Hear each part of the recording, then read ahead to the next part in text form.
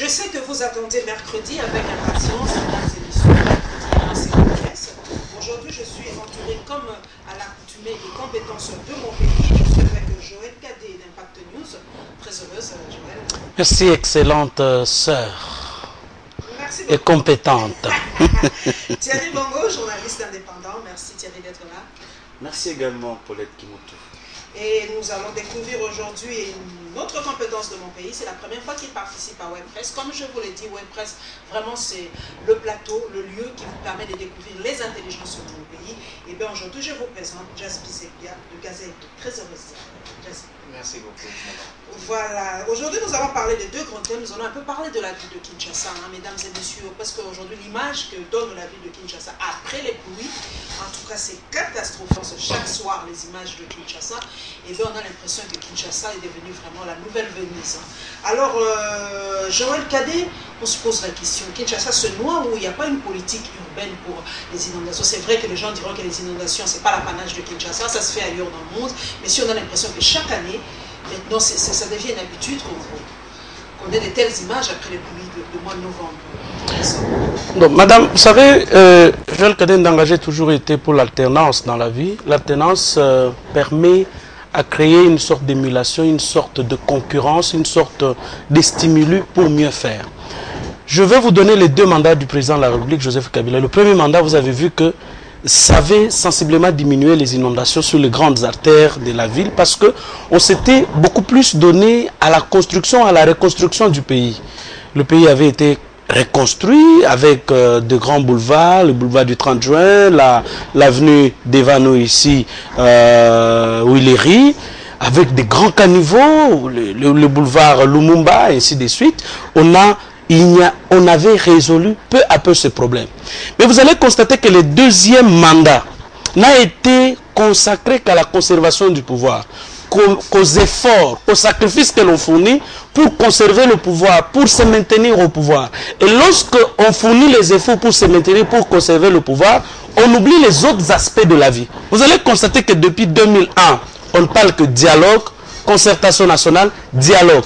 Et pendant ce temps, on a pratiquement oublié qu'on a besoin d'avoir accès aux soins de santé, qu'on a besoin d'avoir accès à l'eau et à l'électricité. Aujourd'hui, sur une grande partie de la ville, chez moi, dans mon quartier, l'eau ne coule pas au robinet.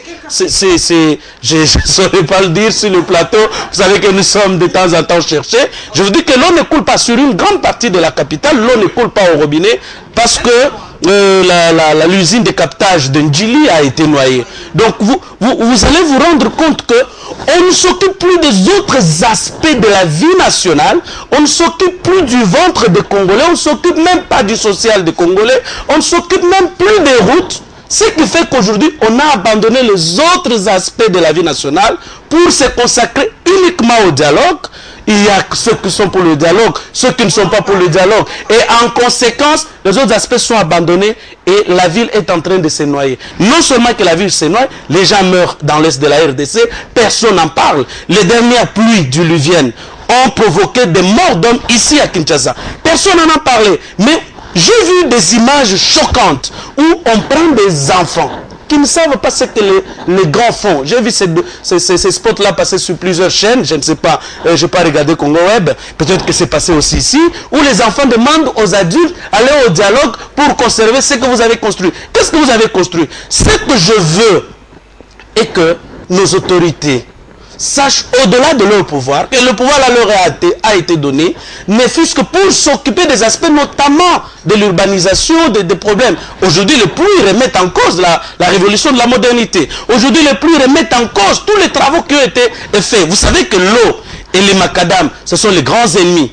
Et la conséquence, c'est quoi? Les peu de routes que nous avons sont en train de se détériorer. Vous ne pouvez plus passer sur l'avenue Elengesa, à Ngiringiri ou à Kalamu. Vous ne pouvez plus passer sur l'avenue de l'université. C'est cassé. Donc partout, je vous dis, c'est le deuxième mandat du chef de l'État. Je ne sais pas quel est le bilan qu'on va nous présenter. Bancarisation ou bien maîtrise du cadre macroéconomique, et ainsi de suite, des mots creux qui n'ont pas leur essence.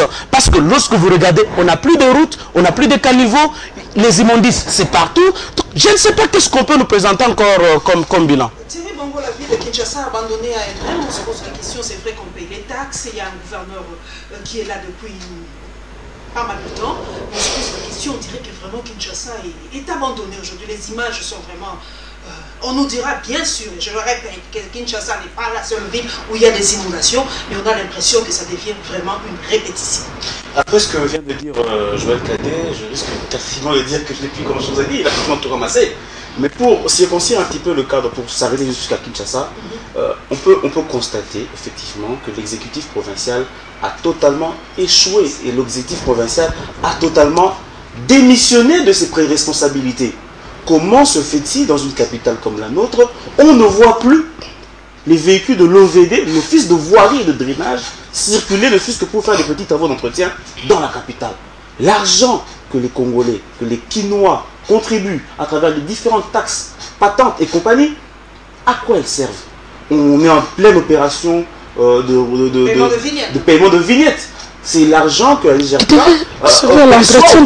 auprès des conducteurs automobiles, des propriétaires de véhicules pour améliorer leurs conditions de roulement. Mais nous constatons avec amertume que ça ne se fait pas. Ça ne se fait pas pourquoi? Parce que le gouverneur de la ville de Kinshasa, il faut le dire, est en train de régner en maître.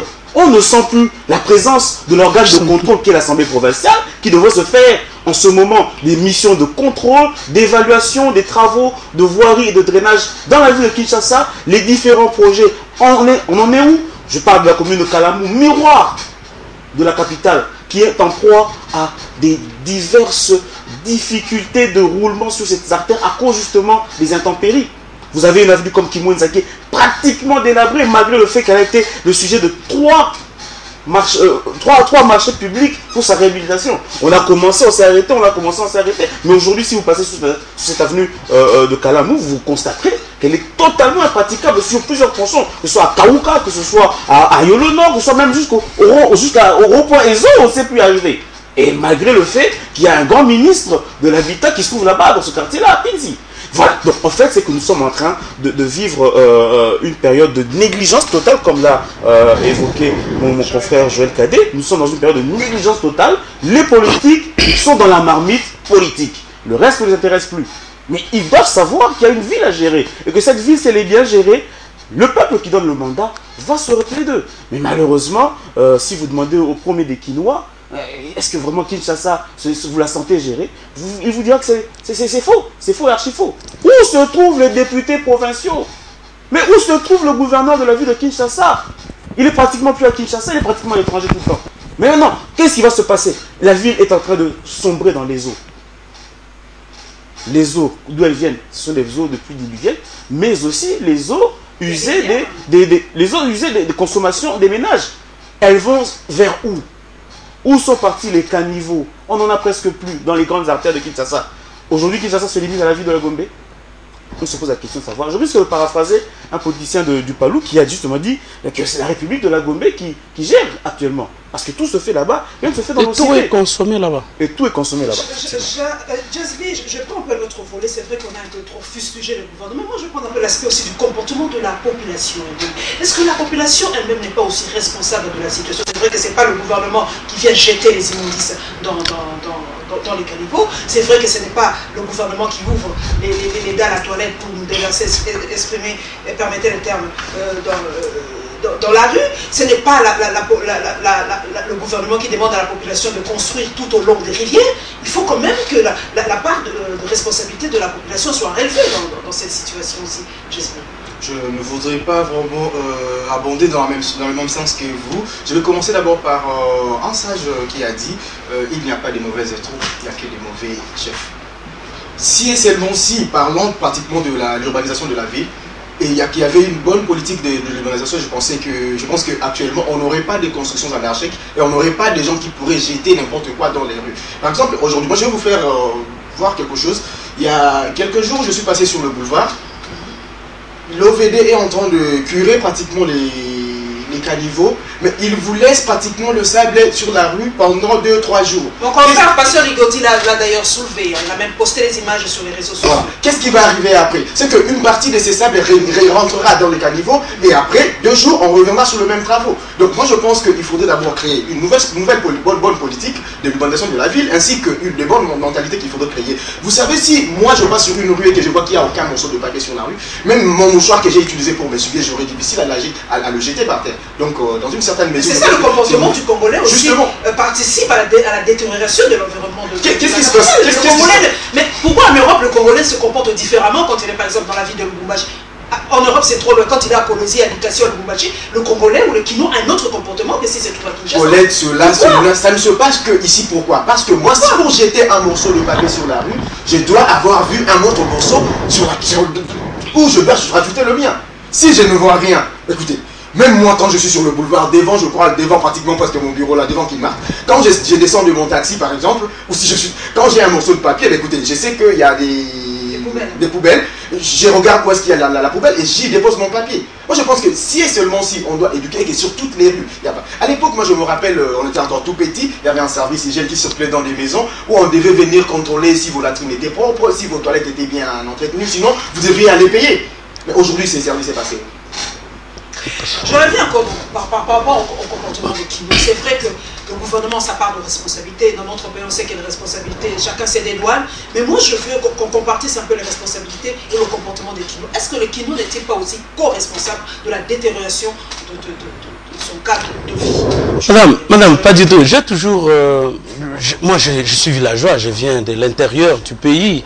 C'est ça, le comportement du Congolais à l'intérieur est différent du Kino. Oui. Lorsqu'on arrive, on attribue un peu beaucoup de fautes aux Quinois et on parle quinoiserie.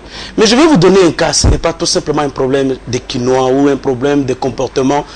Nous sommes dans une crise de repères dans notre pays. Nous sommes dans une crise des modèles. Nous sommes dans une crise des modèles du leadership que l'on peut suivre. On peut suivre l'exemple de qui? Je vais vous donner un cas. On dit non, le Quinois, pour entrer dans le bus, il se cafouille, il se bouscule. Mais il y a les transcords qui sont arrivés. Les Quinois se mettent en ligne. Parce qu'il y a un ordre. Et l'ordre doit venir de quelque part. L'orientation doit venir du leadership que nous avons. Mais si nous sommes dans une société, vous n'avez plus de repères. Vous n'avez pas de pasteurs auprès de qui vous pouvez recourir pour copier leurs exemples. Nous n'avons pas de journalistes qui peuvent avoir des repères. Vous n'avez pas d'autorité. Vous n'avez pas une autorité urbaine qui soit modèle, qui soit exemplaire. Quand est-ce que vous avez vu nos autorités jeter, par exemple, ce qu'ils consomment dans les poubelles? Nous avons des poubelles dans cette ville. Et vous avez vu un premier ministre, parce que l'affaire avait été gérée par sa famille, par son épouse, vous l'avez vu seul aller inaugurer les poubelles. Où sont les poubelles qui ont été inaugurées par Matata Pogno? Donc, à un moment donné, ce dont on a besoin, c'est là où je rejoins mon confrère Jasper lorsqu'il vous dit qu'il n'y a pas de mauvaises troupes, il n'y a que de mauvais chefs. En tout cas, je puis le rejoindre. Le comportement des Quinois, les Quinois a besoin d'être orienté. Musée est arrivé ici. Il y avait le problème des mini-jupes et consorts. Lorsqu'on a tout simplement donné l'ordre dans cette ville, ici à Kinshasa, j'y venais en villageois, je prenais... Mais il y avait à l'époque les gens qui se mettaient dans le transport juste au niveau à la porte. Mais on a commencé à se mettre à 3 dans les taxis quand je venais en villageois à Kinshasa. On se mettait à 4 derrière, 2 personnes devant. Mais il y a eu de l'ordre. On a besoin tout simplement de repères. Nous avons besoin que les autorités politiques, administratives comprennent qu'au-delà du politique, nous avons d'autres aspects de la vie qu'ils doivent gérer. Thierry Bongo, le rôle, c'est vrai que nous sillonnons un peu le net. Beaucoup de Quinois se plaignent des travaux organisés par les Chinois, les pauvres Chinois. Aujourd'hui, toute la responsabilité incombe aux Chinois. Les Chinois ne travaillent pas bien, ce sont les Chinois qui détruisent la vie. D'ailleurs, les habitants de la commune d'Indji disent que non, ce sont les Chinois qui ont détruit leur commune. C'est vrai que les Chinois font mal leur travail. Non, les Chinois, vous les connaissez très bien. Ce sont des gens qui font des travaux, ils donnent la qualité des travaux à la mesure des moyens qu'on leur donne. Les Chinois ne refusent pas l'argent. Tant que vous leur donnez de l'argent, ils font les travaux. Mais vous leur donnez de l'argent à quelle hauteur? À quelle hauteur? Ils vous disent, voilà, pour ce tronçon, il nous faut 10 millions. Vous allez là-bas, vous sortez 25 millions, vous donnez aux Chinois 5 millions. Ils vous font un travail de 5 millions. Hein? Je crois qu'il y a d'abord un grand travail d'audit qui doit être fait par rapport d'abord aux travaux, à la longévité de ces travaux. Et cela revient aussi au fait que il y a un organe important, un organe étatique important qui ne fait peut-être pas bien son travail. C'est l'office des routes, par exemple, quand il s'agit des grandes routes, ou l'OVD, quand il s'agit des travaux de voirie, de drainage, qui doivent certifier de la qualité du travail fourni par ces entreprises chinoises. S'ils doivent le faire en amont et même en aval. Parce qu'une route a une durée de vie. Et cette route-là, quand cette durée de vie est atteinte, il faut nécessairement qu'on puisse penser à son remplacement ou à son aménagement ou à sa réparation. Et qu'est-ce qu'on fait entre-temps? Est-ce qu'on l'entretient? On a entendu parler d'un organe très important qu'on avait créé, le FONER. Mais l'argent que le FONER récolte, c'est orienté où? Est-ce qu'il y a un service d'audit? Est-ce qu'il y a un contrôle en aval qui se fait?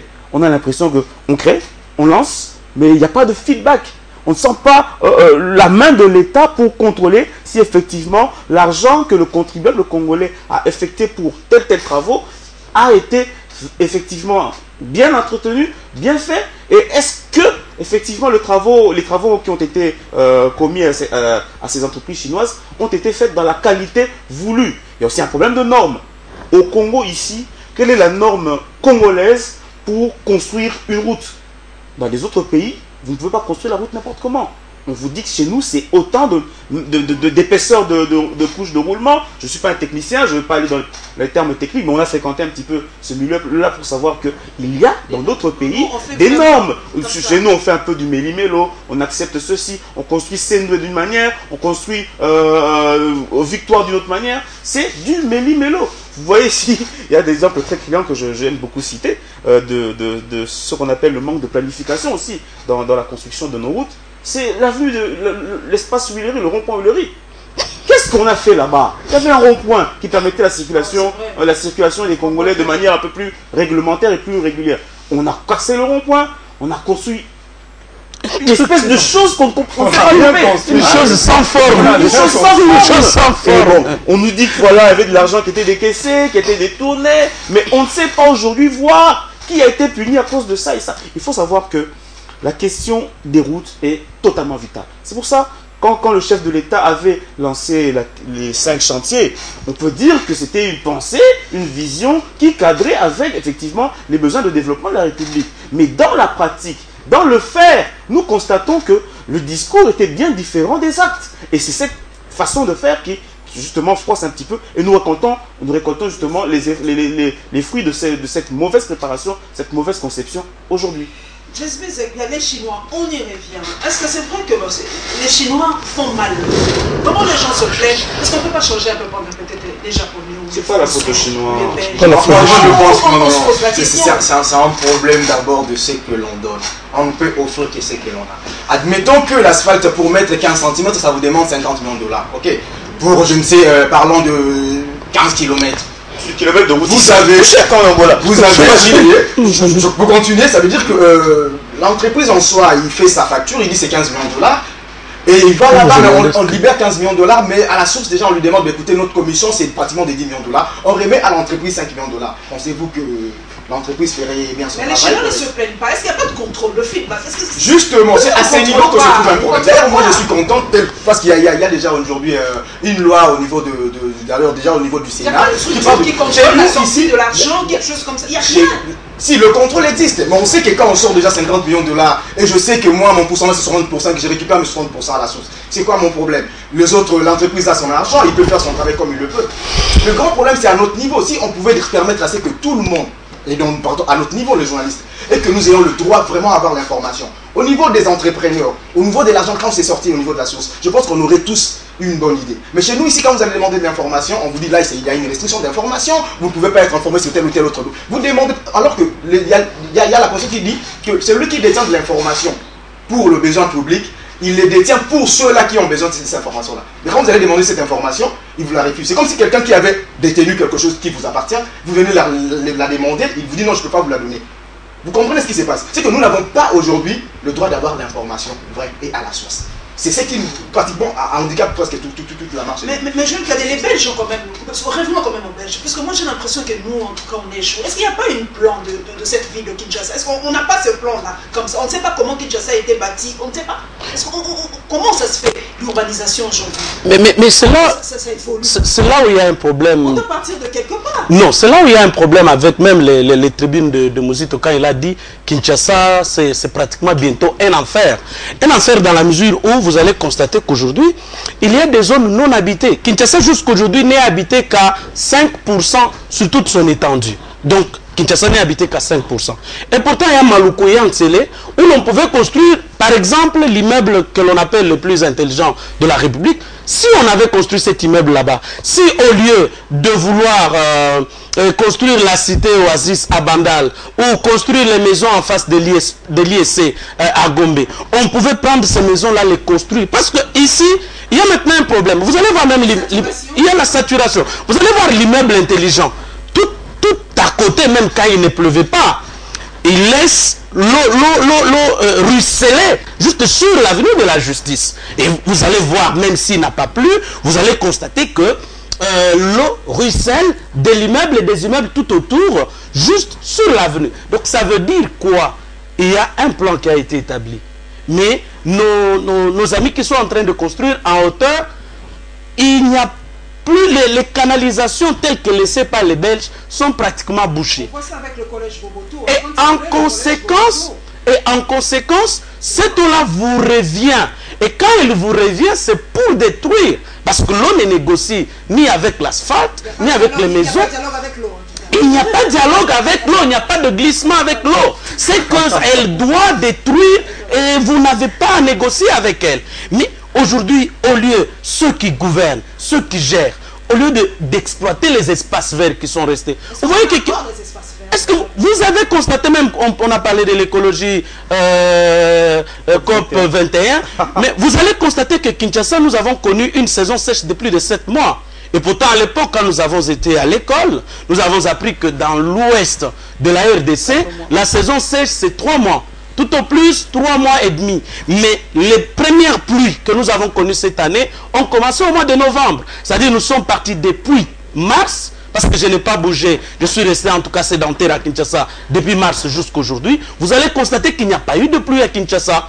Et tous les espaces verts ont été exploités et on a laissé et on a construit en hauteur. Ce sont des constructions en hauteur. Et en conséquence, Kinshasa est en train de devenir un désert. Et pourtant, Muzito nous a dit qu'il y a suffisamment de l'espace à Antsele, il y a suffisamment de l'espace à Maluku. On peut élaborer. Aujourd'hui, quand vous partez dans des petits pays comme Bénin, comme même Rwanda ici, nous les reprochons de tout. Mais on est en train de détruire des quartiers comme Barumbu, comme Kaouka, comme des quartiers. On est en train de les détruire et l'argent...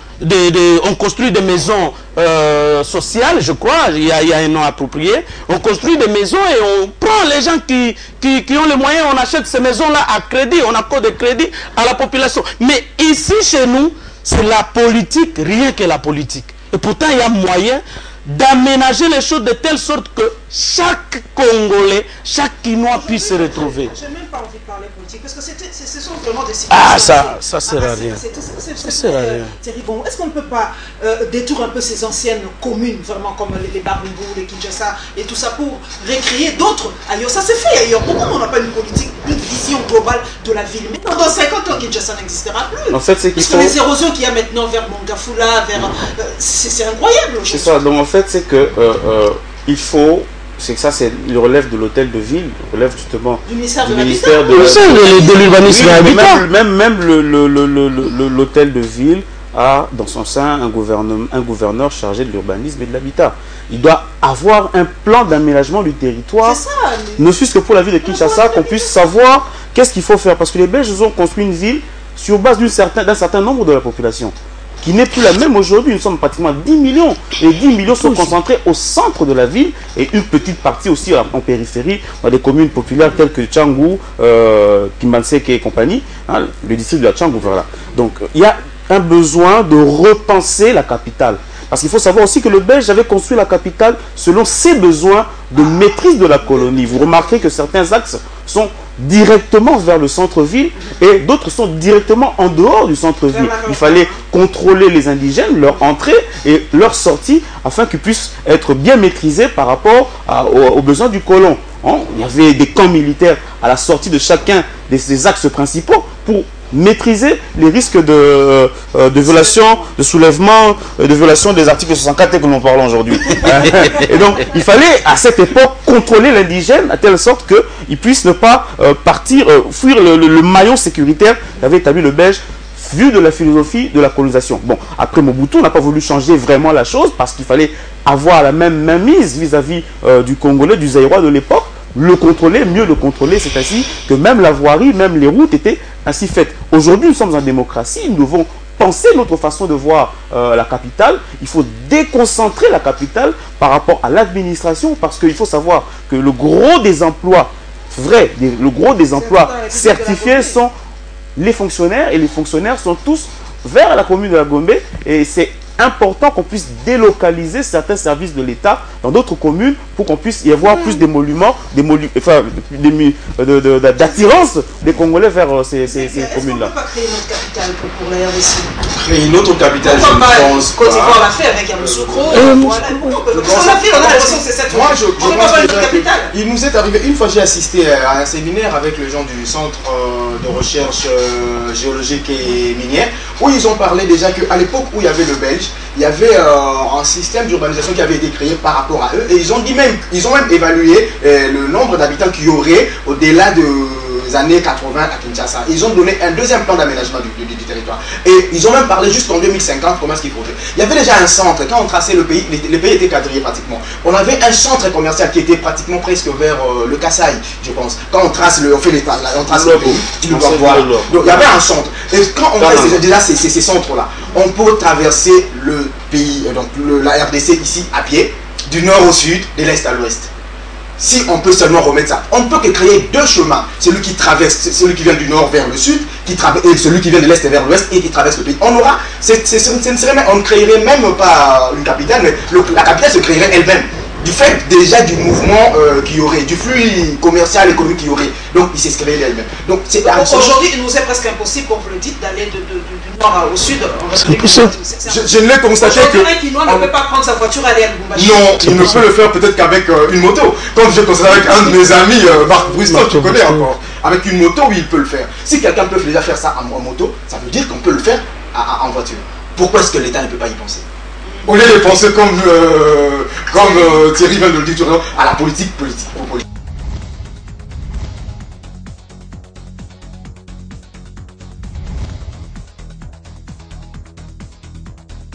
On n'y peut rien, il nous reste quelques minutes, nous allons parler un peu de ce dialogue, parce que tous les journaux d'ailleurs ont parlé de ce dialogue. Dialogue selon la prospérité, Rouberois, Mikaï, Bitakwira, Mouchi et Zaïdi au front, Tungu, donc ça c'est autre chose, ça c'est le phare. Par rapport au dialogue, le phare nous dit Mikaï, Rouberois, Zaïdi, Bitakwira et Mouchi. Là c'est faux. Au dialogue, ils sont des stars ces derniers temps, et ici, Clément Kankou, toujours en marge du dialogue, Clément Kankou, Kabila doit se prononcer sur la fin de son mandat. Forum de SACD nous dit ici, selon Germain Kanginga, le dialogue est une démarche d'humilité. Voilà. Alors, je vais le cadrer en quelques mots, parce que je crois que nous sommes parmi les derniers tours de table. Le dialogue est vraiment aussi important politique. Parce qu'aujourd'hui, on a l'impression que sans le dialogue, je vais le cadrer, nous sommes morts. Bon, j'ai toujours été, on est africain pour le dialogue. Nous prenons le dialogue, mais c'est pour trouver quelle solution qu'on peut facilement trouver. Aujourd'hui, pour libérer par exemple les prisonniers politiques, les prisonniers d'opinion, pour sortir Daniel Saf, mon confrère qui souffre, qui est malade à l'hôpital aujourd'hui, est-ce qu'il faudra-t-il vraiment qu'il y ait un dialogue? Aujourd'hui, pour sécuriser le processus électoral, faudra-t-il qu'il y ait un dialogue? Je crois qu'il manque tout simplement de la volonté politique dans chacun des acteurs, de manière à baliser le chemin, que l'on aille vers les élections transparentes, libres, démocratiques et apaisées. Il y a une sorte de manque de cette volonté. Parce que s'il y avait cette volonté-là, je crois que les choses peuvent aller comme sur des roulettes au lieu de chercher... parce que là où ceux qui ont peur du dialogue et ceux qui veulent le dialogue, chacun dans son coin a raison. ceux qui sont au pouvoir commencent aujourd'hui même à aller plus loin pour dire ceux qui ne veulent pas le dialogue préparent déjà la balkanisation du pays. Non, mais là, c'est exagéré. Je crois qu'il y a lieu que nous cherchions ce que nous voulons. Ce que nous voulons, c'est quoi? C'est la paix. Et si on veut maintenir la paix, il faudrait qu'on maintienne les acquis de Joseph Kabila. Il a réunifié le pays, il a partagé son pouvoir avec les autres, il a organisé les premières élections. Et s'il y a lieu de maintenir, il y a quand même quelques constructions de grandes maisons, de grands immeubles, je voudrais que pour les prérequis de tous ces acquis, qu'il y ait l'alternance. Celui qui viendra fera mieux que lui, cherchera à le dépasser, et pendant ce temps, il pourra se préparer comme est en train de se préparer Sarkozy aujourd'hui. Il reviendra, et on aura, peut-être qu'on pourra découvrir déjà les failles à partir de la gestion à laquelle nous avons déjà assisté de 2001 jusqu'à aujourd'hui. Nous allons découvrir les failles peut-être au bout de 2018, et toute la population cherchera Raïs Azonga. Et il pourra entrer, au lieu de chercher à torpiller le processus. Je vois maintenant les gens qui veulent la révision constitutionnelle. Pour quel objectif? Parce que si on peut traiter des questions, notamment liées à la détérioration des routes, des pluies diluviennes, comment nous sécuriser. Si on peut traiter de ces questions-là, tant mieux. Si on peut permettre que nos enfants puissent avoir accès aux études. Aujourd'hui, là, ils sont chassés. Ils ne savent même pas faire les examens. On n'a pas terminé tous les faits scolaires. Si on peut résoudre un peu ce problème-là, je crois que c'est tout ce à quoi nous nous attendons, nous, le petit peuple.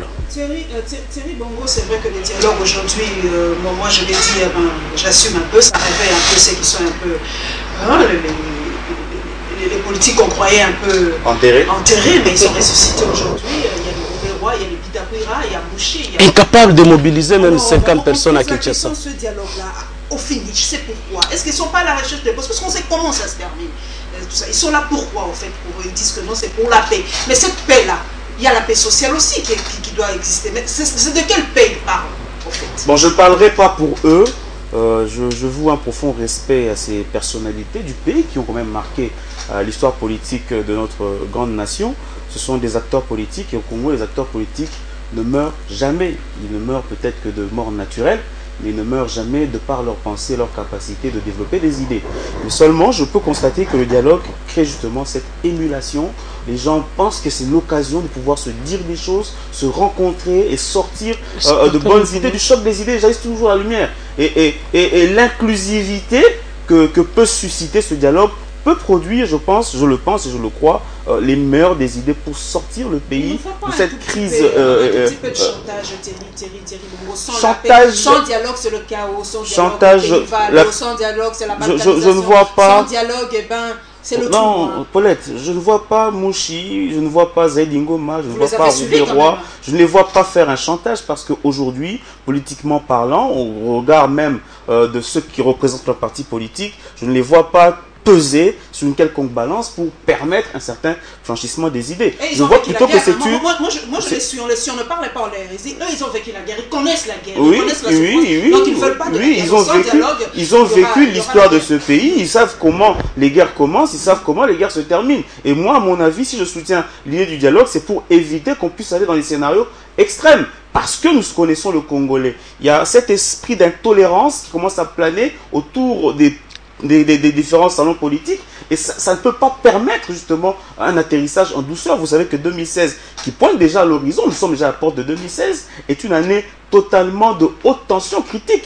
Moi qui vous parle, je suis même en train d'être tenté de déménager à cause de ça. Et je vous dis que la psychose qui gagne les milieux politiques atteint déjà la cité. Et ce climat de tension, ce climat délétère ne peut permettre justement un aboutissement heureux d'une quelconque élection. Il faut aujourd'hui qu'on puisse décrisper la situation et des actes importants doivent être pris. Je suis d'accord avec Joël Kadedara qui dit qu'il ne faut pas aller au dialogue pour sortir notre confrère, par exemple, Daniel Safou de prison et autres acteurs politiques mis en prison à cause de leurs opinions. Il ne faut pas attendre le dialogue, mais ce sont des signaux clairs qui vont permettre à ce que les acteurs politiques puissent se mettre autour d'une table, parce que c'est leur responsabilité de pouvoir se parler. C'est de leur responsabilité de pouvoir trouver des solutions à la nation. Et c'est l'occasion pour eux de prouver qu'ils peuvent se surpasser. Mais la question la plus importante, c'est pas de voir les Congolais se mettre autour d'une table pour parler. Nous avons vu la conférence nationale souveraine. grande production d'idées, une grande production de résolutions. Nous avons vu les dernières concertations nationales. Qui peut dire, même ceux qui n'ont pas participé à ces concertations nationales, ont reconnu la haute facture des recommandations de ces concertations nationales. Mais aujourd'hui, on va aller au dialogue. Pour qu'après le dialogue, on en fasse quoi? Il est nécessaire que nous puissions penser déjà à l'après-dialogue. Il faut qu'on puisse savoir que les résolutions qui vont découler du dialogue vont être appliquées et non mis dans les tiroirs ou encore mis à côté dans une fameuse théorie ou stratégie de pourrissement où on met tout lentement, on fait tout lentement parce qu'on a le temps, on pense qu'on a le temps, alors que malheureusement, on est en train de faire pourrir les choses. C'est vrai. Est-ce qu'il y a déjà cette psychose? Qui crée cette psychose dans la population? Est-ce que les politiques ne font pas tout pour pourrir la situation? Est-ce qu'ils pensent un peu à ces pauvres Congolais? Parce que moi, je me pose la question. Justement, en réfléchissant dans ces sens-là, moi, je suis en train de voir qu'il y a un manque de volonté politique dans le pays. Parce que je me rappelle en son temps, l'abbé président Malumalu, alors président de la CNI, a dit que les 5 années d'exercice du pouvoir sont pratiquement considérées comme les années de préparation des élections. Qu'est-ce que l'État a fait pendant, les gouvernements congolais a fait pendant ces 5 années pour préparer les élections? Ils n'ont pas pris le temps de préparer. Aujourd'hui, nous commençons à préparer les élections 2 ans avant la fin des Une année. Quelques mois. Voilà, à quelques mois avant la fin des mandats. Vous comprenez quand même qu'il y a manque de volonté politique pour pouvoir organiser les élections. Aller au dialogue, c'est vrai, je veux bien. Tout le monde peut aller parler. Tout le monde, par exemple, nous ici, on est en train d'échanger. Déjà, nous sommes en train de dialoguer. Mais la finalité, comme venait de dire tout à l'heure Thierry, c'est la finalité. Aujourd'hui, nous ne devrions pas dire qu'est-ce qui doit se dire dans les dialogues, mais nous devons plutôt savoir qu'est-ce qui sera fait après le dialogue. Est-ce que tout ce qui vont se dire là va s'appliquer réellement? C'est pratiquement l'après-dialogue qui est important. Parce que si et seulement si le gouvernement en place préparait les élections, moi je pense qu'on n'aurait même pas aujourd'hui à parler dialogue, parce que tout serait comme sur des roulettes. Est-ce qu'on ne peut pas sauter les élections? Nous sommes des intellectuels, il nous reste vraiment quelques questions. Est-ce que les élections, c'est vraiment la panacée au fait? Est-ce qu'on ne peut pas vivre sans élections? Si, on ne peut pas vivre sans élections. On ne peut pas vivre non, madame. Madame, s'il vous plaît. Non, je vais vous donner, s'il vous plaît, Thierry. Sans élection. Je voudrais il ne faut même pas penser à ça. Juste un seul mot. Considérez tous les pays qui se sont bien organisés en termes d'élections. L'Afrique du Sud, le Nigeria, le Ghana, le Sénégal. Aujourd'hui, ils pèsent même en relations internationales. Ils pèsent, ils influencent même. Donc tous les pays, même le Kenya, même la Tanzanie. Mais aujourd'hui, vous allez constater que nous étions dans un forum des internationalistes. On a constaté qu'il n'y a qu'en Afrique centrale, en Afrique francophone, où le leader ne veut pas s'afficher. Particulièrement en Afrique centrale. Mais vous allez voir que l'Afrique du Nord, l'Égypte sort, dans le point de vue, et influence les relations internationales et de l'Afrique et du Proche et Moyen-Orient. Vous allez constater que le Nigeria influence les relations de l'Afrique de l'Afrique de l'Ouest. Vous allez constater qu'en Afrique du Sud, aujourd'hui, c'est l'Afrique du Sud qui influence le Kenya et la Tanzanie. Et ici, chez nous, c'est pratiquement un pays à l'extrême, comme l'Angola, qui tente ainsi d'influencer les relations. Partout où il y a eu démocratie, où le pouvoir a été remis au peuple, pourquoi veut-on qu'il y ait élection? Parce que quand on consulte le peuple, on a un devoir de redevabilité. On a un devoir de redevabilité. Mais aujourd'hui, on n'a plus l'obligation de redevabilité parce que tout est fait au nom et pour le compte du chef de l'État. On inaugure l'OSC. On cite le nom du chef de l'État. Comment on peut se moquer du président de la République comme ça? Un pressing, tout simplement qu'on va inaugurer, c'est la révolution de la modernité. Mais ça, c'est insulter le président de la République. Comment les gens peuvent vraiment descendre trop bas comme ça pour se jouer d'un chef de l'État? Je crois qu'il y a lieu. Parce que les gens savent qu'il faut citer le nom du chef, parce que c'est à qui on doit. Et pourtant, lorsqu'on doit à la population, on n'accepterait pas qu'il y ait des inondations dans la ville, comme on venait de l'en parler. Lorsqu'on respecte le peuple, lorsqu'on sait que ces pouvoirs, je l'ai obtenu du peuple, on va respecter ce peuple, on va faire tout pour satisfaire ce peuple. Mais quand vous dites non, qu'on n'organise plus les élections, que tout dépend du président de la République. On connaît un peu la manière dont notre président de la République se comporte. Il ne punit pas tellement. Il est très large, il est très miséricordieux, il est très bon. Il est très miséricordieux. Et en conséquence, qu'est-ce qui va se passer? Les gens vont commencer à voler, à truander, à faire tout ce qu'ils veulent, parce qu'ils savent que notre chef de l'État est miséricordieux. Et ce serait le pays du roi Péto. Les élections, on peut s'en passer, on peut changer de mode de scrutin, comme les gens le disent déjà, trouver des modalités, parce qu'on n'a pas d'argent. Non, l'idée principale d'avoir des élections, c'est une idée noble. Nous avons fait le choix de la démocratie. La démocratie, son expression se fait par des élections. On ne peut pas parler de démocratie sans élection. Il faudra retirer le D de RDC, carrément, s'il n'y a pas d'élection dans ce pays. Je pense que il faut, oui, c'est vrai, il y a les élections, ça coûte, c'est un secteur, une certaine facture. Mais c'est un élément consenti par la population qui l'a décidé en référendum. On a consulté la population des millions de Congolais pour leur demander s'ils veulent que ça se passe comme ça. Et du jour au lendemain, on va balayer ça du revers de la main. Non, je crois que ça serait cracher sur la population de dire aujourd'hui qu'il n'y ait pas élection. Les élections n'apportent aucun problème. Les élections doivent apporter des solutions. Kagame l'a dit, l'alternance n'est pas forcément la bonne gouvernance. Hein. Non, mais l'alternance, c'est un élément de bonne gouvernance. Il n'y a que dans des pays de bonne gouvernance où on peut penser que la personne humaine ne peut être remplaçable. C'est les institutions qui doivent être fortes et non les personnes. Aujourd'hui, on a toujours la tendance d'avoir des personnes fortes dans des institutions faibles. On doit renforcer nos institutions. Et ce renforcement passe par l'alternance. Le fait que moi je paie une pierre et que la personne qui me suit va faire une deuxième pierre. Il faut qu'on arrête ce système de chaos debout que nous avions eu. Un régime qui passe, celui qui vient rase tout et puis fait sa révolution. L'autre qui vient rase tout, fait sa révolution. C'est l'éternel recommencement à zéro. Ça ne profite pas à la population. L'avantage de l'alternance, c'est le fait qu'il y a un passage de relais. Je fais un effort, je passe le relais à une autre personne. Il fait un effort, il passe le relais à une autre personne. Et c'est comme ça. Et ça cimente la nation. Ça cimente la République. C'est important que ça se fasse. Alors, de là à penser à un autre mode de scrutin, mais tous les modes de scrutin, tant qu'ils sont démocratiques, tant qu'ils se font pour qu'on puisse choisir des hommes par un électorat, ce sont des pistes à évoquer, ce sont des pistes à réfléchir dessus. Je crois, à mon avis, qu'on ne pose pas la vraie question. Ce n'est pas le mode de scrutin.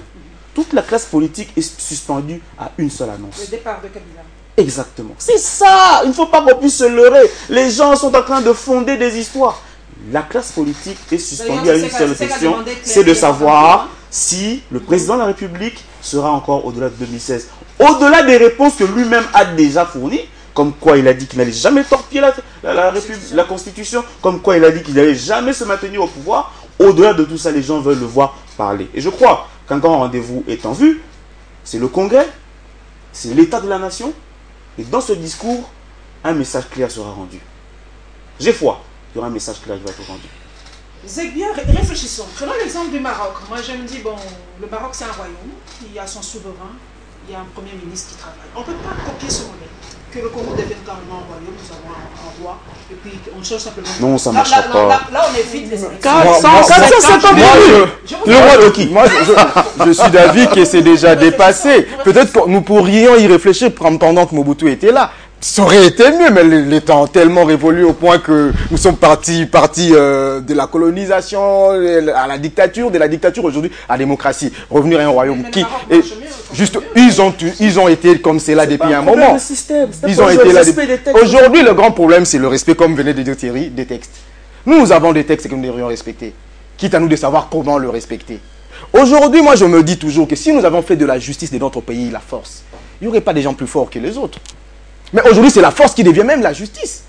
Aujourd'hui, ben écoutez, il y a des gens qui sont arrêtés parce qu'ils ont des opinions qui sont contre ceux qui sont dans le pouvoir ou ceux qui sont en train de gérer la chose publique. Et on va carrément prendre d'autres charges juridiques d'ailleurs pour les imputer. Aujourd'hui, on ne va pas, clairement, entre nous soit dit, qui est-ce qu'on va trouver aujourd'hui dans la prison centrale de Makala, disant que celui-là, il est arrêté parce qu'il avait des opinions différentes de la gestion de la chose publique? Personne. On est arrêté pour viol de mineurs, on est arrêté pour avoir fait des diffamations et à gauche. C'est comme cela que ça fonctionne dans ce pays, vous comprenez? Si nous seulement nous battions pour faire que la justice soit la force du pays, je pense que tous nous irons de l'avant. Le scrutin indirect, ça vous Ben écoutez, le mode du scrutin n'est pas un problème. Le mode du scrutin aujourd'hui n'est pas un problème. Mais dans l'idée de certains gens, c'est quoi aujourd'hui? Parce que changer le mode du scrutin reviendrait à annuler les deux mandats du président Joseph Kabila.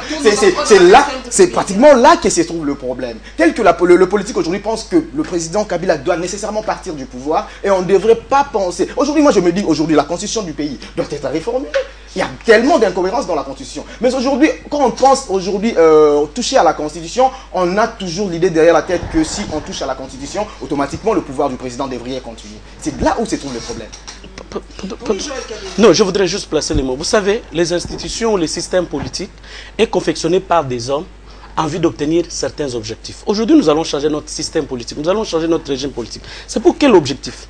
C'est fait, vous savez, en France, la 5e République est venue comment? C'est lorsqu'on a constaté qu'il y avait instabilité politique, qu'à tout moment, le gouvernement devait être fait tomber par le Parlement. Donc, à tout moment, le président devait... Donc, le Premier ministre, on devrait organiser les élections à tout moment. Qu'on s'est dit non. Alors, il faudrait que l'on crée le système semi-présidentiel qui paraît également comme semi-parlementaire. Où le président... C'est exactement ce que nous avons. Mais alors, où le président règne, mais il est irresponsable de ses actes devant le Parlement. Tout simplement, c'était pour créer la stabilité des institutions. Mais aujourd'hui, nous allons changer notre système pour obtenir quel objectif?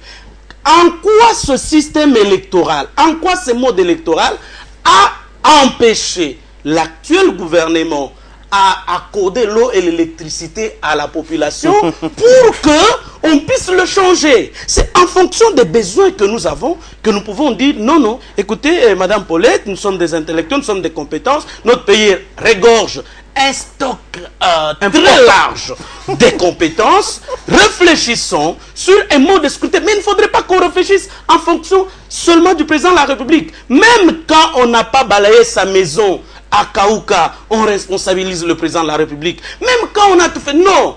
Réfléchissons d'une manière en sorte que chaque Congolaise et chaque Congolais se sentent responsables de ce pays. Et s'il peut y avoir le changement d'un système politique, d'un régime politique, des modes de gestion, que cela soit en fonction des objectifs que nous suivons. Et si nous constatons que le régime actuel ne nous a pas permis d'avancer, mais on ne l'a pas mise en pratique. La décentralisation n'a jamais été mise en pratique. Cette constitution n'a jamais été appliquée. Si on peut tout simplement se donner un temps d'appliquer rigoureusement cette constitution, laisser vraiment les compétences des provinces aux provinces, laisser les 40% qui devraient être retenus à la source là, être retenus à la source, laisser que vraiment les provinces se gèrent normalement, qu'on laisse l'éducation un peu dans les mains des provinces, qu'on laisse la santé dans les mains des provinces, qu'on essaie un peu d'appliquer la constitution et nous verrons maintenant s'il y a lieu de la changer. Maître Mbayo demande qu'on puisse la changer. Je suis bien d'accord avec lui. Mais pour quel objectif? Mais si c'est uniquement pour le président de la République, mais qu'un jour, moi, j'aime le président de la République. Un jour, s'il s'est levé, aujourd'hui pour dire à tous ces poulains que, messieurs, mesdames, je ne suis pas candidat en 2016. Comment ça va se passer? Parce que tous ne réfléchissent qu'en fonction de lui. Mais un jour, Dieu peut lui parler la nuit, Dieu peut lui révéler que, messieurs, comme il avait parlé à Nabucodonosor, quitte le pouvoir et il va écouter. Ses ancêtres peuvent aussi venir lui dire. Il a aussi des partenaires, des amis en Occident qui peuvent lui dire que non, ne postule pas. Et qu'il peut écouter Dieu, qu'il peut écouter ses ancêtres, qu'il peut s'écouter lui-même, qu'il peut écouter son fort intérieur, qui lui dit, monsieur, ton mandat est terminé, attends, je t'invite à autre chose, je t'invite maintenant à l'évangélisation. Et qu'ils disent qu'aujourd'hui, devenez évangéliste. Alors, qu'est-ce qu'on va faire? Ne réfléchissons pas en fonction de l'homme. Bon, ça, c'est pas l'échec de l'élite congolaise aussi, d'une certaine façon. Parce on est gouverné par des gens qui ont étudié. Moi, je dis qu'ils ont fait des grandes écoles. Hein. Il y a partout, même dans l'armée. On a fait des grandes écoles. Mais oui, le stock de compétences n'est pas notre propre échec, à mépriser. Je crois que non, il ne faut pas qu'on puisse généraliser la chose. On est tous co-responsables de l'échec de ce pays. Nous sommes tous, non, pas du tout. Nous sommes tous co-responsables de la gestion, tant de manière passive que active de ce pays. Je suis tout à fait d'accord avec vous. Mais seulement, je suis un petit peu estomaqué de voir que nous sommes dans une gestion conjoncturelle. Il vous souviendra que nous avons modifié les règles du jeu électoraux en 2011, la veille des élections, sur l'argument du manque de moyens. On a supprimé un tour électoral et nous sommes restés avec un seul tour parce qu'on n'avait pas suffisamment de moyens. On est resté avec un seul tour. Aujourd'hui, on nous rebrandit le même argument. On n'a pas suffisamment de moyens. Qu'allons-nous encore une fois supprimer? Cette fois-ci, nous pensons qu'on va changer le mode. C'est une gestion conjoncturelle de l'État et c'est une très mauvaise façon de gérer. L'État, on gère, le politique est là pour gérer et pour prévoir c'est pas pour attendre les derniers moments pour faire des bric-à-brac, du raccordement, pour frauduleux, pour trouver raison à un certain manque de compétences dans la gestion de la chose. Non, je crois qu'aujourd'hui, nous avons besoin d'un chef d'État, d'un chef de l'État fort. Fort. Non pas seulement parce que c'est un homme, mais parce que c'est aussi une institution. C'est un homme institution. C'est l'unique être humain qui est égal à une institution. Nous lui avons retiré une partie de sa légitimité en retirant le second tour. Nous avons un chef d'État qui est élu à moins de 50% des voix des Congolais, recensés, ou plutôt enrôlés. Non, même pas recensés, enrôlés. Vous vous rendez compte? Nous avons un chef d'État qui tire sa légitimité que d'une minorité des Congolais. C'est déjà un mauvais pas. Alors vous voulez que ce même chef d'État, ou celui qui viendra après, puisse tirer sa légitimité de personnes qui étaient élues par d'autres personnes. Encore, voyez comment nous sommes en train d'aller petit à petit vers l'effritement du pouvoir de cette institution. Et si aujourd'hui, parmi, on peut le dire, on ne peut pas se cacher, parmi les grandes difficultés que Joseph Kabila a eues pendant la gestion de son mandat, c'est le fait aussi d'avoir eu une majorité si faible pour gouverner. Non, pas à l'Assemblée. Une majorité si faible de voix, parce que c'est le seul qui a la circonscription électorale de toute la République. C'est le seul qui est élu par chacun des Congolais. Il doit avoir le plein pouvoir pour mener les réformes à terme et à bien. Vous voyez que les Congolais se sont très mal comportés. Oui, ils se sont mal comportés, on peut les condamner. Mais que voulez-vous? Quand la population ne se retrouve pas dans la personne qui gère, même s'il fait du bien, ça a très mal passé. Juste pour... je voudrais juste paraphraser Thierry tout à l'heure. Je venais de dire une chose. Moi, j'étais dernièrement à Lubumbashi. On m'a même cité, je ne voudrais pas citer les noms de personnes. On a créé... Il y a un monsieur qu'on appelle modèle. Alors, je me dis, comment est-ce que les gens peuvent réfléchir en soi et dire que ce monsieur est un modèle? Cela revenait à dire qu'il se retrouve dans ces messieurs-là. Si tous nous devrions nous retrouver en une personne, je pense que les choses vont bien marcher dans ce pays. Voilà, mesdames et messieurs, c'est la fin. Vraiment, j'aime bien ces émissions parce que vraiment, là, les intelligences... Allons au dialogue. Voilà, mesdames et messieurs, c'est vraiment un plaisir d'être avec mes confrères dans ce plateau de Web Presse. Donc, merci à Joël Cadet d'Impact News. Merci à Congo, le journaliste indépendant, et à Jasby Zekbia. J'aime bien l'appeler Zekbia. Ça sonne bien, hein, de Gaza Hebdo. Et vraiment, je dédie cette émission à ma fille Déborah Tiyetoka qui nous a quittés. En tout cas, voilà, c'est pour toi. Nos condoléances. J'ai travaillé pour toi aujourd'hui. Je te la dédie. Et vraiment que la terre de nos ancêtres te soit douce et légère. Et merci à toute l'équipe technique, à Alain Godikamo et à la régie finale. Nous nous retrouvons avec le même plaisir le mercredi prochain. Inch'Allah.